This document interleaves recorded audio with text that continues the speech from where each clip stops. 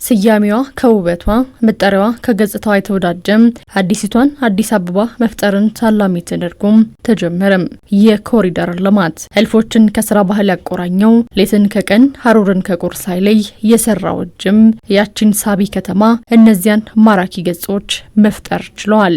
ታዲያ የኮሪደር ልማት የሚነገርለት ውበት የሚጠራ ማዕዛን የመፍጠር ጉዞም ነዋሪውን ያረሳ የማህበረሰቡን እጅ የያዘ እንደነበር ያስረዳሉ ጠቅላይ ሚኒስትር ዶክተር አብይ አህመድ።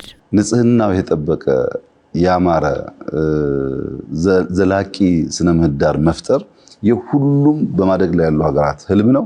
ያደጉትም ያን የመጠበቅ ፍላጎት ነው ያላቸው። በተለይ ወጣቱ በከፍተኛ ደረጃ ቆሻሻ መጣል አይወድም። የሚጥሉ ሰዎች ካሉ ይቆጣል፣ የሚያጠፉ ሰዎች ካሉ ይገስጻል፣ ይጠብቀዋል ከተማውን። ይሄን ካልቸር ነው አብረን እየፈጠርን ያለነው።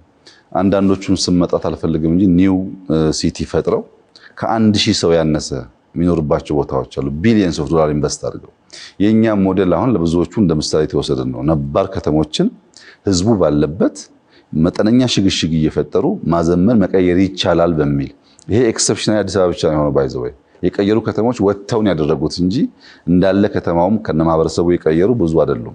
ያኛው በጣም ኤክስፔንሲቭ ነው፣ ብዙዎቹ አልተሳካላቸውም።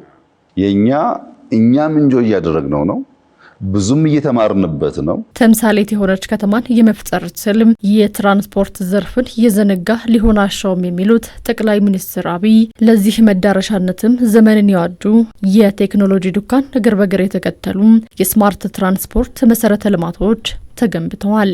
ብዙ ፓርኪንግ ስላልነበረን ከተማ ውስጥ አስፋልቱ የእግረኛ መንገድም ነው፣ አስፋልቱ የመኪና ማቆሚያም ነው፣ አስፋልቱ መኪና መንቀሳቀሻም ነው። በዚህ ምክንያት አደጋ ሊያጋጥም ይችላል። በፈጠነ ሰዓት ከምታስበው ቦታ ልደርስ አትችልም።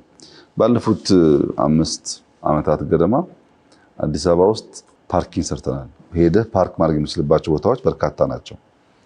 የኢቪ ቻርጀር አክሰስ ማግኘት፣ የሄድክ የት እንዳለ አውቀህ ቻርጅ ማድረግ መቻል፣ እነዚህ ሁሉ የትራንስፖርት ሲስተሙን የሚያሳልጡ ናቸው። ስማርት ትራንስፖርት አንዱ የኮሪደር ልማት ግብና ፍላጎት ነው። ውጤትም እያገኘንበት ነው። ያኔ ስሟ ከምግባሯ ያልተጣጣመላት አዲስ አበባም ከተፈጥሮ የተቃረኑ ለጤና ጠንቅ የሆኑ የወንዝ ዳርቻዎች መዳረሻ ሆና ዘመናትን አልፋለች።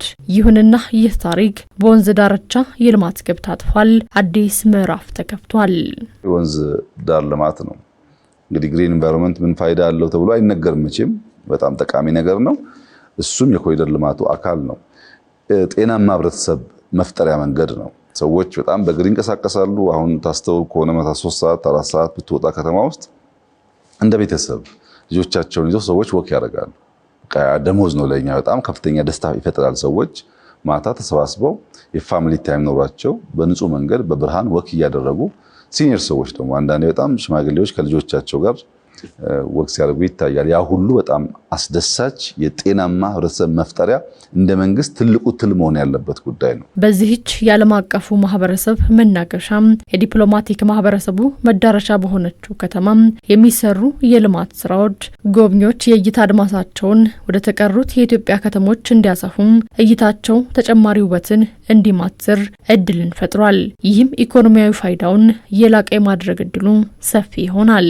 በአምናና በዘንድሮ መካከል ከፍተኛ ቁጥር ያለው የቱሪዝም እድገት አለ አዲስ አበባ ውስጥ። ኢትዮጵያ ውስጥ አጠቃላይ የሎካል ቱሪዝምም የውጭ ቱሪዝምም ብዙ ገንዘብ እያገኘንበት ነው ማለት ነው። በድምሩ በኢኮኖሚ ኤሪያ ብቻ ኮሪደር ሲወሰድ አዲስ አበባን ሴንተር አድርጎ የጀመረው ኮሪደር ዴቨሎፕመንት የኢትዮጵያን የብልጽግና ማሳያ ምልክት ናት። አዲስ አበባ የብልጽግና ሲምቦል ናት።